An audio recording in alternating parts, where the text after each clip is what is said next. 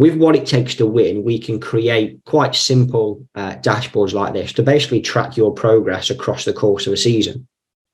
So in this particular example, we're looking at points, clean sheets, goals, and goal difference. But these metrics really can be anything. It could be back-to-back wins, wins away from home, whatever it may be. We can actually track this data over time.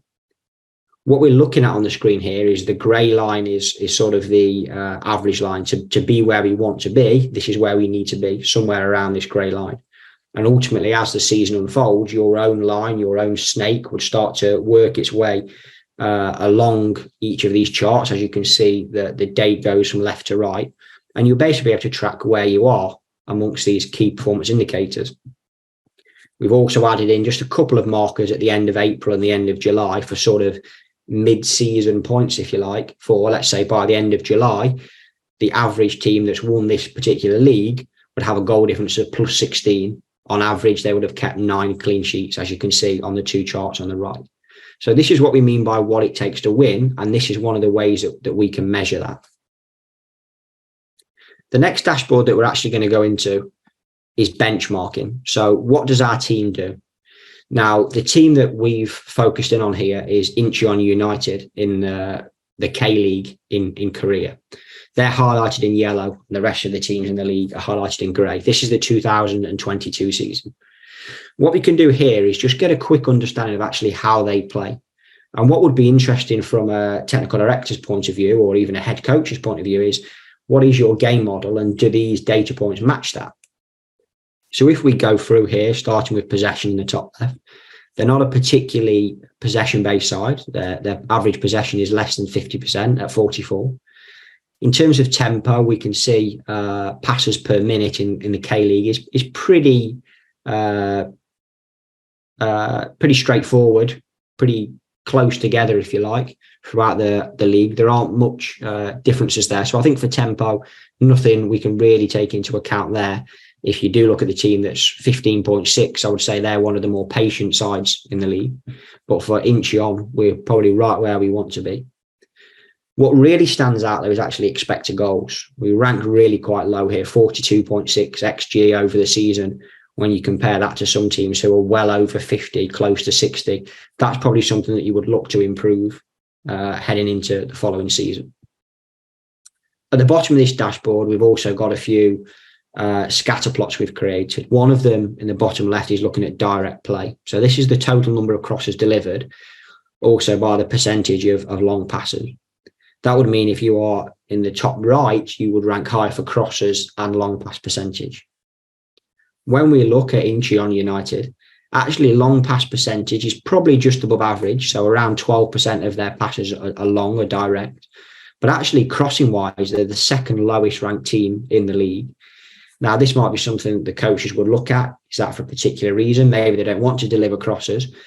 But actually, maybe this is something that they should start to look at. Let's start delivering some more crosses. Can we bring that into our game plan, our game model, which might ultimately bring the expected goals value up as well? So these are the things that, of course, coaching staffs would understand a lot better than myself looking in from the outside.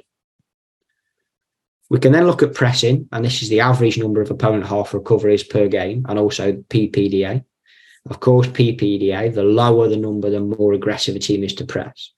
What this says to us when we're looking at Incheon is they don't really want to press. They're quite passive in possession. It looks, of course, based on the data, they may be sitting a low block, a mid block, and sort of soak the pressure up from there. They're not actively looking to win the ball. So we can take that into consideration when we're looking for players as well.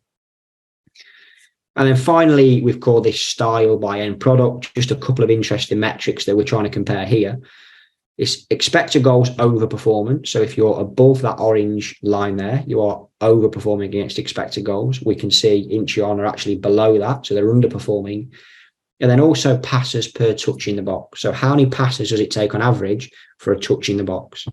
And again, you can see teams like Daegu there, they're maybe more quick, more aggressive to get the ball into the penalty area, whereas Gimcheon there at the right-hand side of the chart are a little bit more patient in possession. So we're starting to take little bits of information away from this dashboard. Again, data as a service is something that we're offering at Hudl. If you're interested in this, please feel free to reach out and speak to us. any of the metrics that you've seen on these dashboards that we're going through can be adapted and can be changed to meet your needs. We're then going to move into succession planning. And succession planning is basically showing us our entire squad, and we're going to look at it across two metrics. Those two metrics are going to be player age and also minutes played. So the more minutes a player has played in a particular season, they will be higher up the chart. And the older they are, of course, you can see from left to right, the axis on the bottom. We've also color coded these players for goalkeepers, defenders, midfield players, and forwards. So if we now imagine that we're working for Incheon United and we're trying to improve this squad, if we look at this now, I'm just going to bring my mouse onto the screen and just highlight a few players. Roughly all of these players here, which are 12 players, are all aged 32 or older. So you could say they've got a bit of an aging squad. And yes, you can see there are a group of players here who are younger. But if you look at the actual number of minutes they've played, it's probably around 50% of the available minutes. So really, we're probably looking to find some players who are a little bit younger that can come in, hit the ground running and start playing a lot of minutes for the particular team. Of course, this is all hypothetical, but just trying to give you a feel for how we can use these data points and this succession planning to go into the next steps of our high performance recruitment workflow. So what we're going to say here, based on the data we've looked at, is we want to find a slightly younger striker. The reason we want to find a striker is because the expected goals value was low compared to the entire league, and it was also underperforming from where we should be as well. So we're going to try and find a striker, and we want them to certainly be aged below 30. So from here, we're now going to go into the next step of the recruitment process. We're now into our player indexing and our player search dashboard. So again, I've highlighted what we're actually looking for in a player. We want to find a young striker that's scoring goals, of course, always important. And we're going to base this on a few leagues and a few parameters that actually might be relevant to Incheon. So what you can see here is every single circle represents a player. You can see the player's name, what league they're in, and who they play for. We can also click on one of these circles and it will take us direct to Y-Scout as well. Now, what's important on this dashboard is that we have an attacking index here on the Y-axis, and we have a defending index, here on the X-axis. And these are defined by you, by the club, by the organisation. So we've spoken about game model, spoken about player profiling quite a lot. And we want to make sure that we are representing your player profile on this chart. So for your team, what does number 9 look like? And again, I've spoken about this before. This will differ between team A and team B. So you choose the metrics, and that will basically mean that this chart will look completely different for every single team. The next steps from there is, if you imagine this is ultimately your long list of players. These are all the players that you realistically think you can sign because you've chosen the competitions from Y-Scout. We now need to drill that down into a shortlist. And to do that, we're going to use the filters here on the right. So the first thing we're going to do is we're going to get age, and we're going to drop it to, let's say, below 26 to start with. So, of course, we want to make sure that we're making our squad a little bit younger based on what we saw in the succession planning. We also want this player to have played at least 1,000 minutes of football in this season. The reason for that is we want to make sure, one, the data is reliable. Of course, the more minutes a player has played, the more reliable the data will be. All of these metrics, by the way, are per 90, so they are comparable against each other. But also, a player playing 1,000 minutes, we know they can stay match fit as well. Contract status we have in there as well. We're going to leave for this particular example, but you might only want to filter down to players who are out of contract this year, which means you can maybe go and sign them on a free. The next thing we're going to do here is we're going to put an expected goals value per 90. We know that our expected goals value is low. So we want to find a number 9 that's finding themselves in good goal scoring opportunities often. Now, one thing we're going to do, and again, of course, this is hypothetical, but based on the data we've seen, the team aren't putting enough crosses in. Let's say we've identified that and we're going to start to work on that heading into the 2023 season. Let's say we now want to sign a striker that's going to be around 6 foot. So I'm going to type in 180 centimetres. So we're going to try and find quite a physical, tall centre forward.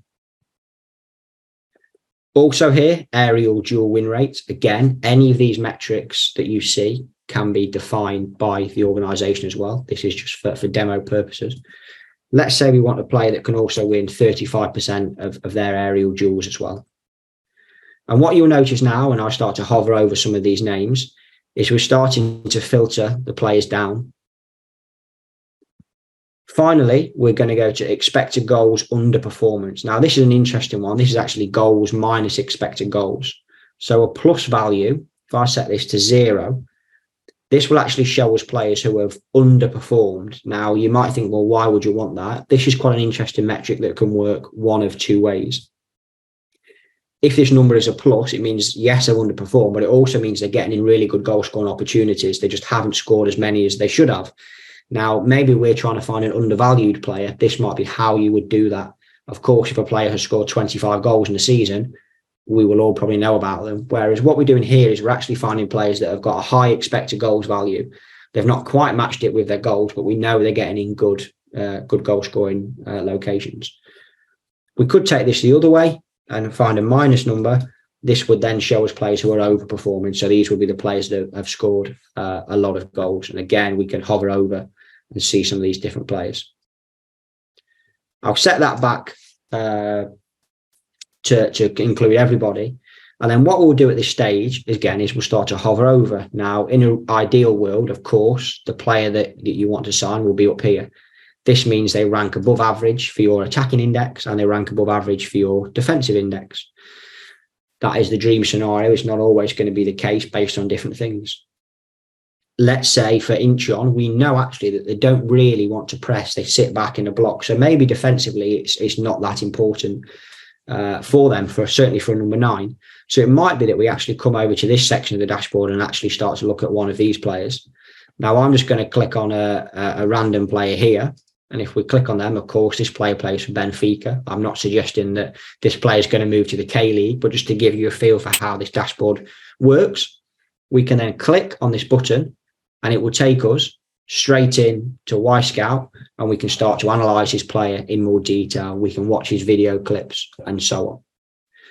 So that is how we can use data as a service and data to start our high performance workflow in scouting and recruitment. We've understood what it takes to win.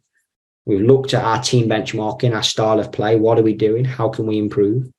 We've then gone into succession planning and understood where the gaps in our squad are. Once we've understood where the gaps are, in this case, we wanted to find a striker. We've gone into this indexing dashboard. We filtered down into a short list of players. Of course, we could drill down further than we have here.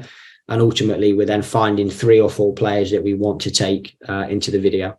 And it's a video where we're going to go next, starting with Insight.